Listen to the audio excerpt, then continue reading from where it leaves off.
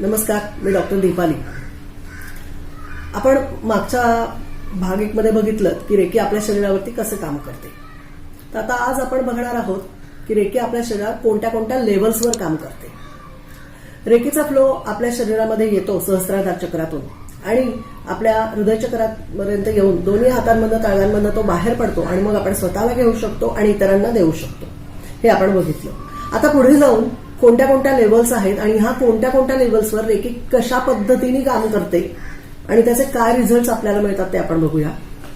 सगळ्यात आधी बघूयात कोणत्या कोणत्या लेव्हल्स आहेत. हे लेव्हल्स आहेत 5 levels: physical, mental, emotional, financial आणि स्पिरिच्युअल. म्हणजे शारीरिक, मानसिक, भावनिक, आर्थिक आणि आध्यात्मिक असे हे 5 स्तर आहेत. आता ह्या 5 लेव्हलमध्ये सगळ्यात पहिला लेव्हल आहे फिजिकल लेव्हल.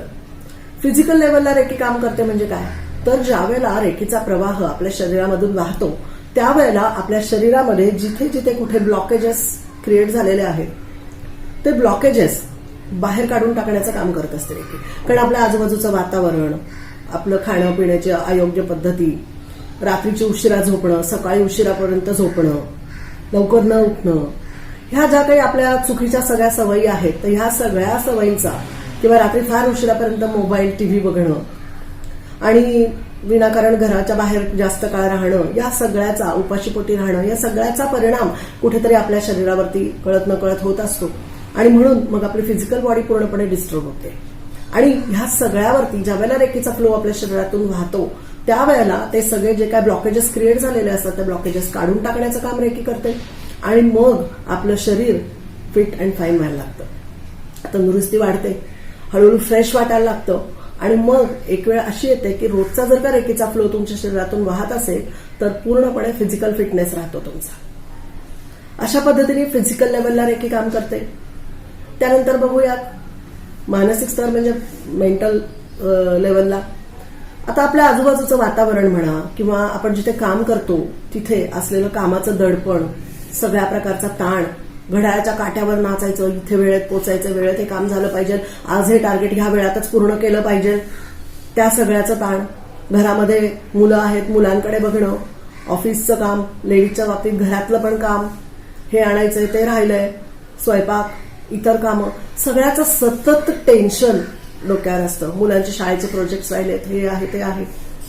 मग हे सतत टेन्शन आपण डोक्यात घेऊन फिरत असतो आणि मग सगळे विचार सतत डोक्यात येत असतात. एक काम करत असताना इतर 10 कामांचंही टेन्शन त्याबरोबर डोक्यामध्ये राहतं आणि मग अशा पद्धतीने मानसिक ताण तयार होतो. म्हणजे मेंटल ब्लॉकेजेस क्रिएट होतात. मग ह्या मेंटल ब्लॉकेजेसमुळे कधी कधी असं होतं, हे मेंटल ब्लॉकेजेस इतके वाढतात की डिप्रेशन स्टेजला माणूस जातो आणि मग डिप्रेशन स्टेजला गेल्यानंतर त्याच गोष्टी पुन्हा पुन्हा बोलणं, पुन्हा पुन्हा करणं, त्रास करून घेणं स्वतःला, सतत कुठल्या तरी गोष्टीवरनं बडबड करणं, ह्या सगळ्या गोष्टी व्हायला लागतात. कारण मेंटल स्ट्रेसच तेवढा आलेला असतो. समोरच्याचं अजिबात ऐकून न घेण्याची वृत्ती येते. मग ज्या वेळेला रेकीचा प्रवाह आपण आपल्या शरीरातून वाहतो त्याच्याबरोबर आपण काही सिम्बॉल्स पण वापरतोच. जसं फिजिकल ब्लॉकेजेस काढून टाकण्यासाठी त्याचे वेगळे वेगळे सिम्बॉल्स आहेत, वेगवेगळ्या आजारांसाठी. तसेच या मेंटल स्ट्रेससाठी सुद्धा वेगवेगळे सिम्बॉल्स आहेत. राग येतोय, चिडचिड होतीये, या सगळ्यासाठी वेगळे सिम्बॉल्स आहेत, आपण ते वापरू शकतो. आणि मग हे मेंटल ब्लॉकेजेस जे काही विचार मनामध्ये साचलेले आहेत, ताण आहे, हे सगळे ताण काढून टाकून मन शांत करण्याचं काम करतो. आणि मग जसजसा हळूहळू रेकीचा प्रवाह शरीरातनं वाढत जातो तसा तसा आणि जसे जसे सिम्बॉल्स आपण वापरतो तसं तसं हे ब्लॉकेजेस कमी व्हायला लागतात. मन शांत व्हायला लागतं, चिडचिड होत नाही, कुठलंही काम करताना एकाग्रता वाढते कारण कुठले विचारच येत नाहीत. मग तुम्ही कितीही वेळ ठरवलं की मला आता शांत बसायचं, 10 मिनिटं, 15 मिनिटं, 1 तास, 2 तास, तुम्ही आरामात शांतपणे बसू शकता, कुठलाही विचार मनात न येता. त्यामुळे एकाग्रतेने तुम्ही काम करू शकता आणि मग कुठलंही काम तुमचं चुकत नाही. तुमचा कॉन्फिडन्स लेवल वाढतो त्याच्यामुळे आणि आपोआपच साहजिक आहे, कॉन्फिडन्स लेवल वाढला की तुमचं सगळ्याच बाजूने प्रगती व्हायला लागते आणि मन शांत असेल तर कोणावर चिडचिड होणार नाही, रागराग होणार नाही. मग आजूबाजूचं वातावरण नक्कीच आनंदी राहणार आहे आणि आजूबाजूच्या लोकांना सुद्धा आपण हवेसे वाटतो. काही लोकांची अशी तक्रार असते की मी कोणाच्या जवळ गेलो तर कोणी माझ्याशी बोलत नाही नीट, शेजारी पाजारी नीट बोलत नाहीत, कामावरती कलिग नीट बोलत नाहीत, सगळे मला टाळतात. हे का होतं? जेव्हा तुमचे मेंटल ब्लॉकेजेस वाढतात तेव्हा ही निगेटिव्हिटी तुमच्या ऑरामध्ये जाणवायला लागते. तुमचे विचार वाढायला लागतात, तुम्ही समोरच्याचं ऐकूनच घेत नाही, तुम्ही स्वतःच बोलत असता आणि मग ह्याचा त्रास कुठेतरी समोरच्यालाही वाटतं आणि मग त्या व्यक्ती आपोआपच तुम्हाला टाळायला लागतात. जेव्हा तुमचं हे सगळं क्लिनिंग रेकीच्या माध्यमातून होईल, मेंटल क्लिनिंग, त्यावेळेला नक्कीच तुम्ही फक्त आणि फक्त पॉझिटिव्ह बोलणार, तुम्ही शांत राहणार, समोरच्याला बघितल्यावर एक छानशी स्माईल देणार. मग का कोण तुम्हाला टाळेल मला सांगा बरं? नाही ना, इट्स अ फॅक्ट.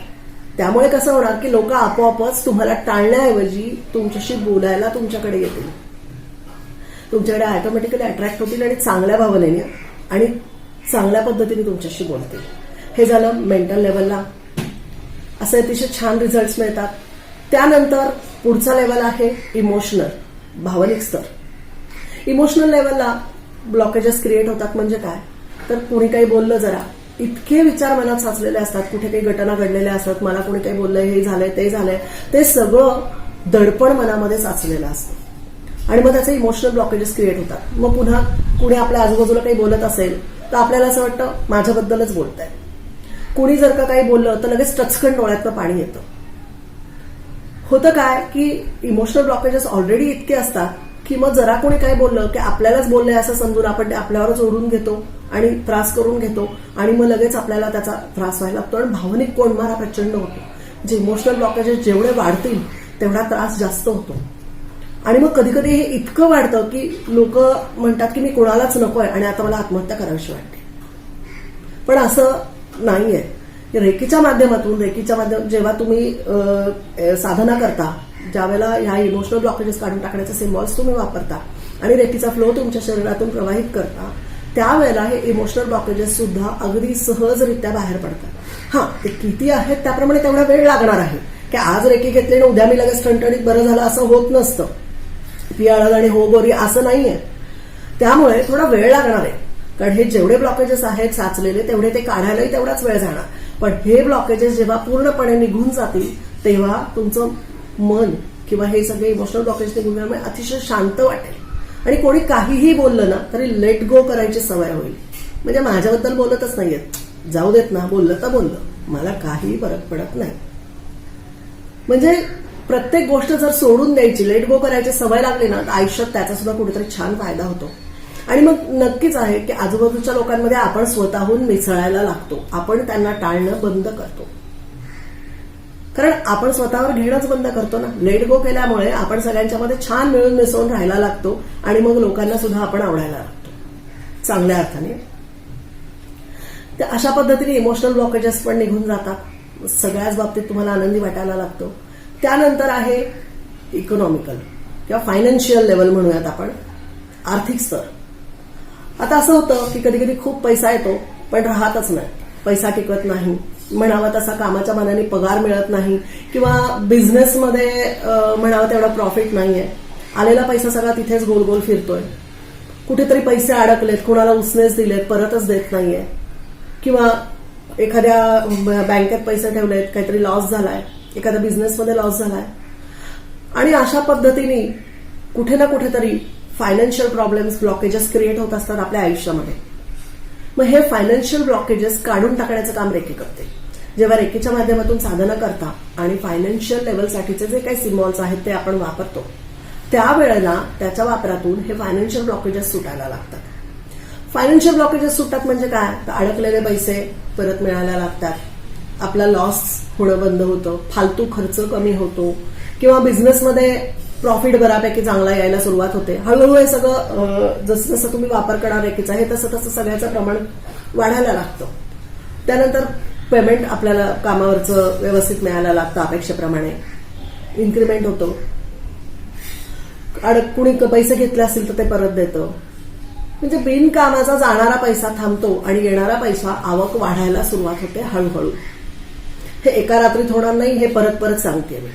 त्याच्यासाठी थोडा वेळ द्यावा लागणार आहे, पण ह्या सगळ्या गोष्टी होतात हे नक्की, हे आम्ही अनुभव खूप घेतलेले आहेत. आणि मग जसा जसा आर्थिक स्तर उंचावायला लागतो, सगळे फायनान्शियल ब्लॉकेजेस निघून जायला लागतात.